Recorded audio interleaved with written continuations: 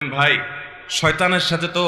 কুলায় উঠতে পারি না, সে আমাদের দেখেন নামাজে যাতে মনোযোগ নষ্ট হয় এই জন্য দেখবেন যার কথা জীবনে মনে হয় নাই নামাজে দাঁড়াইলে দেখবেন তার কথা মনে হয়ে গেছে। যেই কথা আ কথা কুকথা আপনার মনে সব